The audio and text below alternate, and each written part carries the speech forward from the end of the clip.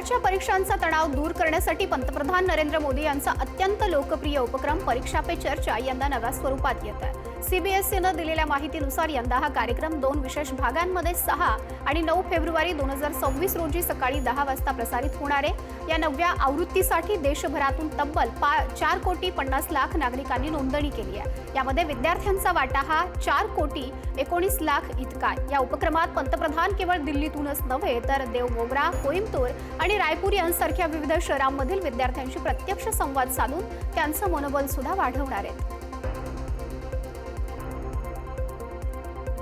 भारत नेपाळ सीमेवर आता एआयची नजर असणार आहे। बहराईचमध्ये अत्याधुनिक देखरेख यंत्रणा तैनात करण्यात आली आहे। सीमा ओलांडणाऱ्या वाहनांवर आणि हालचालींवर बारीक लक्ष ठेवण्यासाठी रुपेडिहा चेकपोस्टवरती अत्याधुनिक एआय कॅमेरे बसवण्यात आले। या नवीन यंत्रणेमध्ये ऑटोमॅटिक नंबर प्लेट रिकॉग्निशन आणि अल्ट्राव्हायोलेट कॅमेऱ्यांचा सुद्धा समावेश आहे, जे येणाऱ्या जाणाऱ्या प्रत्येक व्यक्तीचे चेहरे स्कॅन करतात। जर एखादा गुन्हेगार किंवा संशयित व्यक्ती ज्याचा डेटा सिस्टममध्ये आहे ती समोरून गेली तर हे कॅमेरे तातडीनं सुरक्षा दलांना रिअल टाइम अलर्टही देतात। जम्मू काश्मीरमधील किश्तवाड़ जिल्ह्यामध्ये सुरक्षा दलांनी राबवलेल्या ऑपरेशन त्राशी 1 अंतर्गत जैश-ए-मोहम्मद या दहशतवादी संघटनेच्या एका वरिष्ठ कमांडरला कंठस्नान घालण्यात आलंय। मारल्या गेलेल्या दहशतवाद्याचं नाव आदिल असून तो पाकिस्तानचा नागरिक असल्याचं स्पष्ट झालंय। आदिल हा जैशचा मोस्ट वॉन्टेड दहशतवादी सैफुल्लाचा अत्यंत जवळचा सहकारी मानला जात होता। सुरक्षा दलांना किश्तवाड़च्या डिछार आणि चत्रू परिसरात 2 ते 3 दहशतवादी लपल्याची गुप्त माहिती मिळाली होती आणि याच माहितीच्या आधारे CIF delta, white night corps यासह जम्मू काश्मीर पोलीस आणि सीआरपीएफच्या तुकड्यांनी संयुक्त मोहीम हाती घेतली, ज्यामध्ये हे मिशन राबवलं गेलं।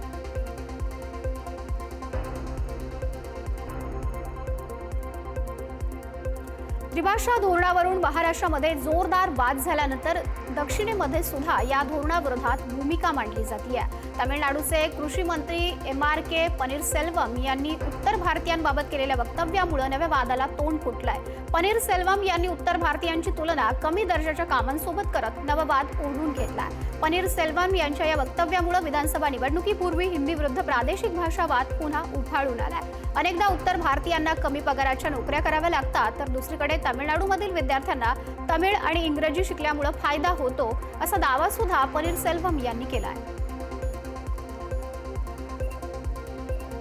पंतप्रधान नरेंद्र मोदी यांच्या उत्तराशिवाय राष्ट्रपती द्रौपदी मुर्मू यांच्या अभिभाषणावर आभार प्रस्ताव लोकसभेत मंजूर करण्यात आला। 2004 नंतर ही पहिली घटना आहे जेव्हा संसदेमध्ये पंतप्रधानांच्या भाषणाशिवाय राष्ट्रपतींच्या अभिभाषणावर उत्तर न देताच प्रस्ताव मंजूर करण्यात आला।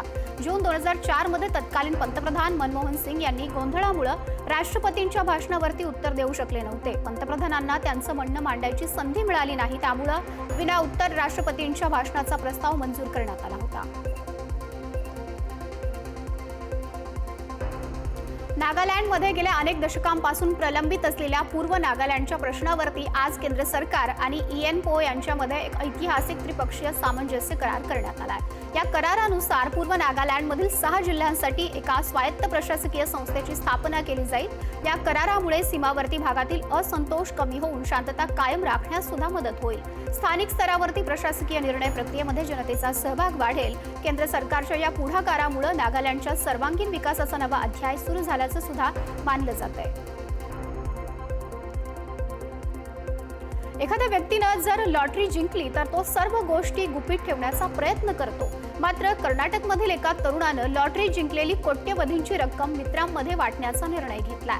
शांतनू शेट्टीगर असं या तरुणाचं नाव असून तो मूळ उडप्पी जिल्ह्यातील कटपडीवट्टू गावचा रहिवासी आहे। NRI असलेल्या शांतनू शेट्टीगर यानं अबुधाबी इथं झालेल्या बिग तिकीट लकी ड्रॉ मध्ये तब्बल 2 कोटी रिधम म्हणजेच सुमारे 49 कोटी रुपये जिंकले आणि या ड्रॉ मध्ये एक मोठा जॅकपॉट आणि इतर अनेक बक्षिसांचा सुद्धा समावेश होता। या लॉटरीमधील 5 विजेत्यांना प्रत्येकी 10 लाख दिरहम आणि एक अलिशान कार सुद्धा देण्यात आली आहे। मध्य प्रदेशमधील निमच जिल्ह्यामध्ये एका अंगणवाडी कुकनं 20 मुलांचा जीव वाचवण्याच्या प्रयत्नात स्वतःचा जीव मात्र गमावला। कंचनबाई मेघवाल असे या शूर महिलेचं नाव आहे. राणपूर गावातील अंगणवाडी केंद्रात त्या कार्यरत होत्या. मुलं खेळत असताना अचानक मधमाशांनी त्यांच्यावरती हल्ला केला. मात्र कंचनबाईंनी स्वतःच्या जीवाची पर्वा न करता मुलांचा जीव वाचवला. त्यांनी ताडपत्री आणि चटईचा वापर करून मुलांना सुरक्षितपणे गुंडाळलं आणि अंगणवाडीच्या आतमध्ये नेलं. आणि याच दरम्यान मधमाशांनी त्यांच्यावरती हल्ला केला. यामध्ये त्या जखमी झाल्या. त्यांना रुग्णालयामध्ये दाखल करण्यात आलं. मात्र उपचारादरम्यानच त्यांचा मृत्यू झाला. सोनम बेवफा है या प्रकरणानंतर आता बेवफा अंजूची सोशल मीडियावरती चर्चा आहे. राजस्थानच्या श्रीगंगानगरमध्ये एका महिलेनं 3 महिन्यांमध्येच तिच्या पतीची हत्या घडवून आणली आहे. ही हत्या नसून अपघात आहे असंही भासवण्याचा प्रयत्न केला. त्यामुळे लोक या प्रकरणाला हनीमून मर्डर 2.0 असं म्हणतात. 30 जानेवारीला रात्री 9च्या सुमारास अनूपगड मार्गावरती आशिष आणि अंजू हे दोघे पती पत्नी बेशुद्ध अवस्थेमध्ये पडलेले होते. या दोघांना रुग्णालयात नेण्यात आलं, ज्यानंतर डॉक्टरांनी आशिषला मृत घोषित केलं. पत्नी अंजूनं पोलिसांना एक कबुली जबाब देत अज्ञात वाहनानं आम्हाला धडक दिल्याचं म्हटलं. अपघाताचा असा बनाव अतिशय हुशारीनं रचला असताना सुद्धा तांत्रिक पुरावे आणि कॉल रेकॉर्ड्सच्या आधारे अवघ्या काही दिवसांमध्येच पोलिसांनी या प्रकरणाचा छडा लावलाय. उत्तर प्रदेशमधील वाढत्या अपघातांच्या पार्श्वभूमीवरती मुख्यमंत्री योगी आदित्यनाथ यांनी नायलॉन मांजाविरोधात अतिशय कठोर भूमिका घेतली आहे. नायलॉन मांजामुळे कोणाचाही मृत्यू झाल्यास आता तो केवळ अपघात न मानता हत्या मानली जाईल आणि त्यानुसार गुन्हे दाखल करण्याचे आदेश मुख्यमंत्र्यांनी दिलेत. राज्यात बंदी असताना सुद्धा हा जीवघेणा मांजा बाजारात मिळतोच कसा असा सवाल करत योगी आदित्यनाथ यांनी पोलीस आणि प्रशासकीय अधिकाऱ्यांची चांगली कान उघडणी सुद्धा केली. अलीकडेच लखनौमध्ये दुचाकीवरून जाणाऱ्या एका 33 वर्षीय तरुणाचा नायलॉन मांजामुळे गळा चिरून मृत्यू झाला होता. आणि अशा घटनांची वाढती संख्या पाहून सरकारनं हे टोकाचं पाऊल उचललंय.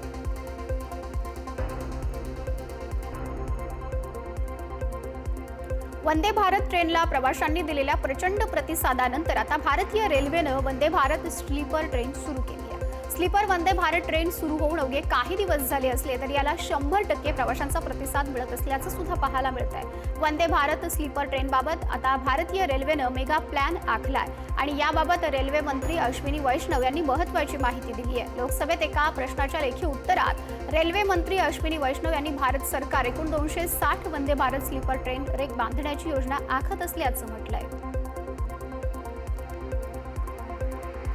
निवडणूक रणनीतिकार आणि जनसुराज पक्षाचे प्रमुख प्रशांत किशोर यांनी 2025च्या बिहार विधानसभा निवडणुकीच्या निकालांना आव्हान देत सर्वोच्च न्यायालयामध्ये धाव घेतली आहे. या निवडणुकीत गैरप्रकार झाल्याचा आरोप करत त्यांनी बिहारमध्ये नव्यानं निवडणुका घेण्याची मागणीही केली आहे. निवडणूक आचारसंहिता लागू असताना नितीश कुमार सरकारनं मुख्यमंत्री महिला रोजगार योजनेअंतर्गत 25 ते 35 लाख महिलांच्या खात्यामध्ये प्रत्येकी 10,000 रुपये थेट हस्तांतरित केले असा आरोप या याचिकेमध्ये करण्यात आलाय. हा आमिष दाखवण्याचा प्रकार असल्याचं जनसुराज पक्षाचं म्हणणं आहे. सहकारी तत्वावर आधारित पहिली भारत टॅक्सी सेवा आता अधिकृतपणे सुरू झाली आहे. केंद्रीय मंत्री अमित शहा यांनी आज याचं उद्घाटन केलंय. दिल्ली, एनसीआर आणि गुजरातमध्ये यशस्वी प्रायोगिक तत्वानंतर आता ही सेवा पूर्णतः कार्यान्वित सुद्धा झाली आहे. पुढील 3 वर्षांत ही सेवा काश्मीर ते कन्याकुमारी अशी देशभर विस्तारली जाईल असा विश्वास शहा यांनी व्यक्त केला. ओला, उबर सारख्या खासगी कंपन्यांच्या वर्चस्वाला छेद देण्यासाठी हा मंच सुरू करण्यात आला. याचं सर्वात मोठं वैशिष्ट्य म्हणजे यामध्ये चालकांकडून कोणतंही कमिशन घेतलं जाणार नाही आणि गर्दीच्या वेळी भाड्यात कोणतीही वाढही केली जाणार नाही. या मंचावरती आतापर्यंत 3 लाख चालक जोडले गेले असून 10 कोटीहून अधिक रक्कम थेट चालकांना वितरित सुद्धा करण्यात आली आहे. कॉम्पिटिशन कमिशन ऑफ इंडियानं देशातील सर्वात मोठी एअरलाईन इंडिगो विरुद्ध अनफेअर बिझनेस प्रॅक्टिस म्हणजेच अनुचित व्यावसायिक पद्धतींबाबत चौकशीचे आदेश दिले. ही कारवाई डिसेंबरमध्ये इंडिगोनं हजारो उड्डाणं रद्द केल्यानं आणि त्यानंतर निर्माण झालेल्या ऑपरेशनल संकटामुळे करण्यात आली आहे. इतक्या मोठ्या संख्येनं उड्डाणं रद्द केल्यानं बाजारात विमानांची कमतरता निर्माण झाली आहे, ज्यामुळे प्रवाशांना त्रास झाला आणि स्पर्धा नियमांचं उल्लंघन झालं. सीसीआयनं आपल्या 16 पानांच्या आदेशामध्ये इंडिगोच्या कार्यप्रणालीवरती गंभीर प्रश्न सुद्धा उपस्थित केले. राजस्थानमधील प्रसिद्ध तीर्थक्षेत्र असलेल्या पुष्कर शहरात राजकीय उपक्रम राबवणं 2 ब्रिटिश पर्यटकांना महागात पडलाय. सार्वजनिक ठिकाणी पॅलेस्टाईन समर्थक आणि इस्रायल विरोधी स्टिकर्स लावल्याबद्दल CID आणि स्थानिक पोलिसांनी या 2 पर्यटकांना शोधून काढलंय. त्यांना तात्काळ भारत सोडण्याचे आदेश दिलेत. ब्रिटिश नागरिक लुईस गॅब्रिएल आणि त्याची महिला सहकारी अनुशी क्रिस्टिन हे दोघेही टुरिस्ट व्हिसावरती भारतामध्ये आले होते. त्यांनी पुष्करच्या सार्वजनिक ठिकाणी फ्री पॅलेस्टाईन आणि इस्रायलवरती बहिष्कार अशा आशयाचे लहान स्टिकर्स सुद्धा चिटकवले होते. भारत आणि पाकिस्तान 15 फेब्रुवारी रोजी T20 विश्वचषकात आमने सामने येणार होते, पण सध्या या सामन्याचं भवितव्य अनिश्चित आहे. पाकिस्तानचे पंतप्रधान शहबाज शरीफ यांनी आम्ही काळजीपूर्वक विचार करून भारतासोबत सामना न खेळण्याचा निर्णय घेतलाय. क्रीडा क्षेत्रात राजकारण होऊ देऊ नये असं आमचं मत आहे. आम्ही बांगलादेश सोबत उभे आहोत आणि आमचा पाठिंब्याचा सुद्धा निर्णय पूर्णपणे योग्यच आहे. पंतप्रधान शहबाज शरीफ यांनीही अशी भूमिका स्पष्ट केली आहे. त्यामुळं PCBनं या संपूर्ण प्रकरणावरती मौन बाळगले. PCB कडून अधिकृत माहिती मिळाल्यानंतरच ICCची या प्रकरणावरील भूमिकाही उघड होईल.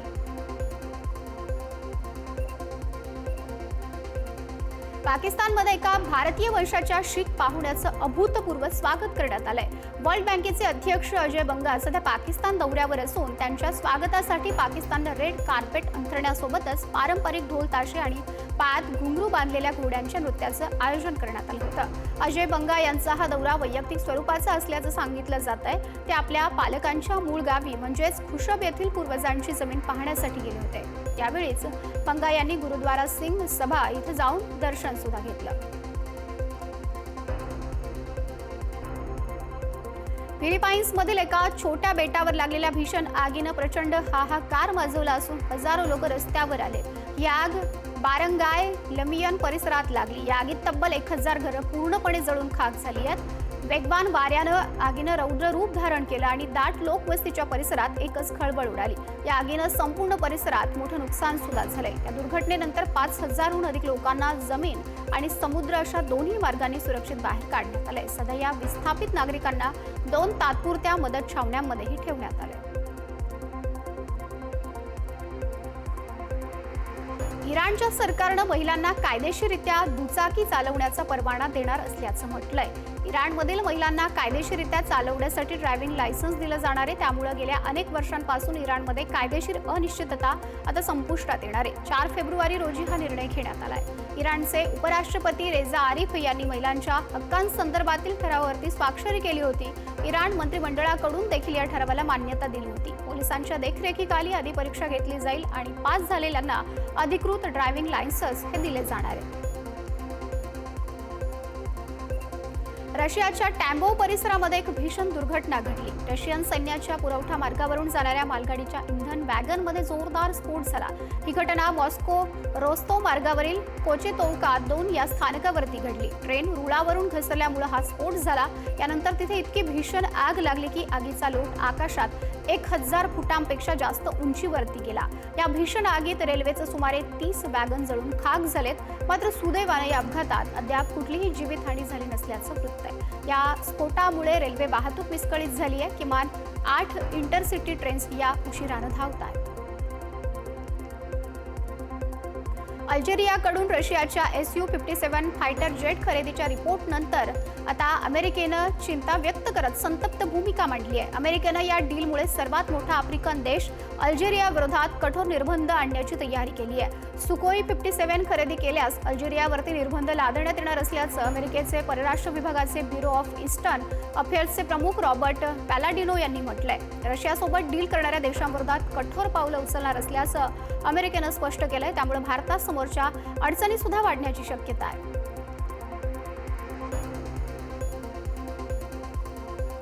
बांगलादेशमध्ये आज सध्या मोठी राजकीय उलथापालथ सुरू आहे. त्या 12 फेब्रुवारीला बांगलादेशच्या सार्वत्रिक निवडणुका होणार आहेत. पण यापूर्वी बांगलादेशच्या मोहम्मद युनूस यांच्या नेतृत्वाखालील अंतरिम सरकारमध्ये मोठा गोंधळ सुरू आहे. दावा केला जातोय की अनेक मंत्री, वरिष्ठ अधिकारी, सल्लागार देश सोडण्याचा विचार करतात आणि यासाठी एक्सेप्ट एक्झिट प्लॅनची तयारी सुद्धा केली आहे. दावा असाही केला जातोय की सर्व मंत्र्यांनी राजनैतिक पासपोर्ट बदलून सामान्य पासपोर्ट करण्यास सुरुवात केली आहे. सर्व मंत्री, अधिकारी राजनैतिक पासपोर्ट जमा करून सामान्य व्हिसावरती परदेशात पळून जाण्याच्या तयारीत असल्याचीही माहिती आहे.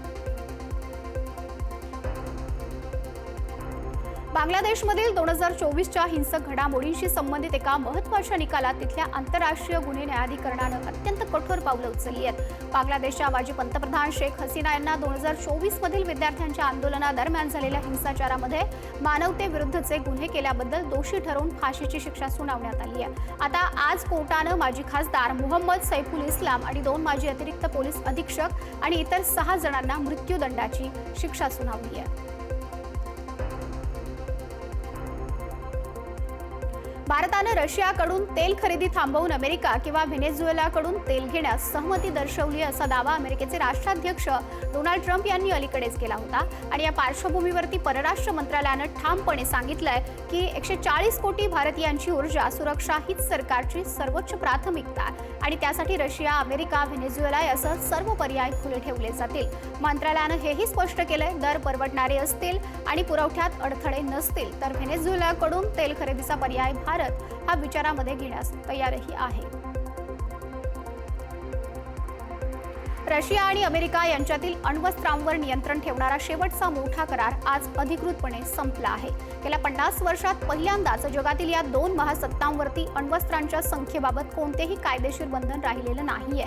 या करारांतर्गत दोन्ही देशांना जास्तीत जास्त 1550 तैनात अण्वस्त्र आणि 700 क्षेपणास्त्र ठेवण्याची मर्यादा होती. आता हे निर्बंध संपल्यामुळे दोन्ही देश आपली अण्वस्त्र वाढवण्यास स्वतंत्र आहेत. एकमेकांच्या अण्वस्त्र तळांची प्रत्यक्ष पाहणी आणि माहितीची देवाणघेवाण करण्याची प्रक्रिया आता पूर्णपणे थांबली आहे, ज्यामुळे दोन्ही देशांमध्ये अविश्वास वाढण्याची सुद्धा शक्यता आहे. अमेरिकन फेडरल अधिकाऱ्यांनी भारत स्थित एका आंतरराष्ट्रीय गुन्हेगारी टोळीविरुद्ध मोठी कारवाई केली आहे. यात 200हून अधिक वेबसाईट डोमेन जप्त केलेत. या अवैध ऑनलाईन फार्मसीद्वारे विकल्या गेलेल्या औषधांमुळे अमेरिकेत किमान 6 जणांचा मृत्यू झाला असून 4 जण गंभीर जखमी झालेत. ऑपरेशनल मेल्टडाऊन अंतर्गत ही कारवाई करण्यात आली आहे. या प्रकरणी आतापर्यंत 4 जणांना अटकही करण्यात आली आहे. DEAच्या रॉकी माउंटन विभागानं 2022 पासून या टोळीवरती पाळत ठेवली होती. या कारवाईमुळे आंतरराष्ट्रीय स्तरावर चालणाऱ्या औषधांच्या तस्करीला मोठा तडाखा बसला असल्याचं सुद्धा मानलं जात आहे. अमेरिका आणि इराणमधील तणाव हा शिगेला पोहोचलेला असताना इराणनं चर्चेसाठी एक नवी अट घातली आहे. शुक्रवारी होणारी महत्त्वपूर्ण बैठक तुर्कीच्या इस्तंबूलऐवजी ओमानमध्ये घेण्यात यावी अशी मागणी इराणनं केली आहे. केवळ ठिकाणच नाही तर या चर्चेचा अजेंडा केवळ अण्वस्त्र मुद्द्यांपुरताच मर्यादित ठेवावा असा पवित्रा इराणनं घेतलाय. अण्वस्त्र करारावरती यापूर्वी ओमानमध्ये यशस्वी चर्चा झाली आहे, त्यामुळे तोच आधार पुढे नेणं सोयीचं ठरणार आहे. मात्र जाणकारांच्या मते इराणला या चर्चेत प्रादेशिक देशांचा हस्तक्षेप नको आहे. इराणची ही चर्चा केवळ द्विपक्षीय असावी अशी अट सुद्धा घातली गेली आहे. पाकिस्तानचे माजी पंतप्रधान इम्रान खान यांचे पुत्र कासिम आणि सुलेमान यांनी शहबाज शरीफ सरकारवरती गंभीर आरोप केलेत. त्यांना आपल्या वडिलांना भेटण्यासाठी पाकिस्तानामध्ये येण्यापासून जाणीवपूर्वक रोखले जात असल्याचा दावा केला. त्यांनी डिसेंबर 2025 मध्ये व्हिसासाठी अर्ज केला होता, पण पाकिस्तान सरकार जाणीवपूर्वक त्यांच्या अर्जावर प्रक्रिया करत नाहीये. कासिम खाननं एक्सवरती पोस्ट करत हा दावा केलाय. इम्रान खान यांना सेंट्रल रेटिनल व्हेन ऑक्ल्युजन ह्या डोळ्याचा गंभीर आजार झालाय आणि त्यांच्यावरती स्वतंत्र वैद्यकीय उपचार करण्याची मागणी मुलांनी केली आहे. योग्य उपचार न मिळाल्यास त्यांना अंधत्व येण्याचा धोका असल्याचं सुद्धा त्यांनी म्हटलंय. अर्जेंटिनाच्या एका न्यायाधीशानं अमेरिकेकडे व्हेनेझुएलाचे माजी राष्ट्राध्यक्ष निकोलस मादुरो यांच्या औपचारिक प्रत्यार्पणाची मागणी केली आहे. गेल्या महिन्यात अमेरिकन सैन्यानं एका विशेष मोहिमेदरम्यान मादुरो यांना ताब्यात घेतलं. त्यांच्यावरती अंमली पदार्थांच्या तस्करीचे आरोप आहेत. अर्जेंटिनाचे फेडरल जज सेबेस्टियन रामोस यांनी स्वाक्षरी केलेल्या या वॉरंटमध्ये मादुरो यांच्यावरती अनेक गंभीर आरोप केलेले आहेत. मादुरो यांनी आपल्या कार्यकाळात निदर्शक आणि राजकीय विरोधकांविरुद्ध हिंसक कारवाया, छळ आणि लोकांना जबरदस्तीनं बेपत्ता करण्याच्या मोहिमेवरती देखरेख ठेवल्याचा आरोप आहे.